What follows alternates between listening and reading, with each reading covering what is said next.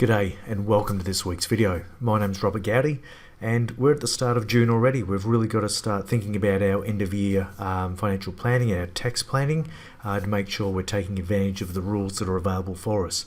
So this video is probably the last call, start of June, to get our house in order from a superannuation and a tax planning point of view. Catching up with your accountant is vitally important. They're going to have a very good idea of where you're at in terms of taxable income for our farmers in our community. Obviously, with ebbs and flows of farming income, superannuation will be important. Perhaps farm management deposits will be important as well. But these are decisions that we need to make, and make sure we do it early enough to give us time to action some of the advice. For those people, obviously this financial year over 50, it is still $35,000 you can put in as a concessional contribution to reduce your taxable income. For those that are under 50, it is $30,000. Moving forward into next financial year and onwards, it is a flat $25,000 for everyone.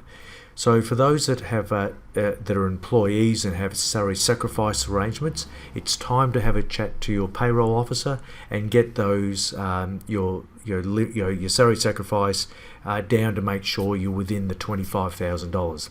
Please remember that your employer salary superannuation guarantee, the 9.5% that they pay on your salary, is included with that $25,000.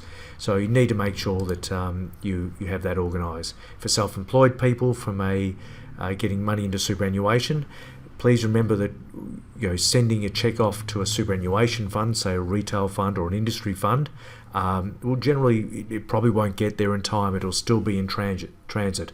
And even if you're doing a BPay or some other ETF type of transaction on the day, there's no guarantee that it'll be physically in the fund. So I would recommend getting it done earlier to make sure there's no issues at all.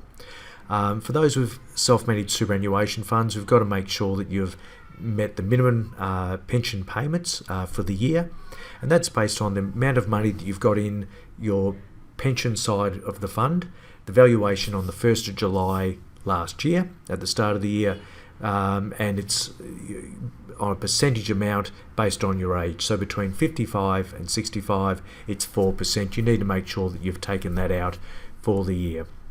A couple other things to be mindful of.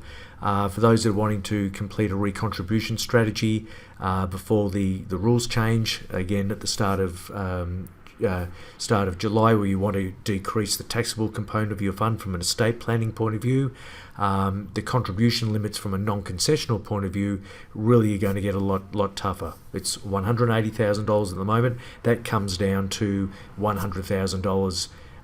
You can still use the bring forward rule, which this year it's 540. That comes down to 300,000. So recontribution strategies will be harder. There's also the co-contributions. That is still there, where the government will give you up to $500 if you earn less than approximately $36,000 and you put a $1,000 non-concessional after-tax contribution into your superannuation fund. And there's also the spouse contribution that's available. So if you have a spouse that earns less than, it's about $10,400, and you put $3,000 into the superannuation, you will get a tax offset of $540, and that's an 18% return. So good ones to have, not big outlays to get a fair bit of value. So yeah, get your tax planning done straight away. Talk to your accountant. Thank you very much for listening. If you like the video, please give us the thumbs up and even pass it on to someone else that you may know. You can subscribe to the channel, and there's other resources down below that you can check out and get some good financial information on. Thank you for listening. We'll see you next week.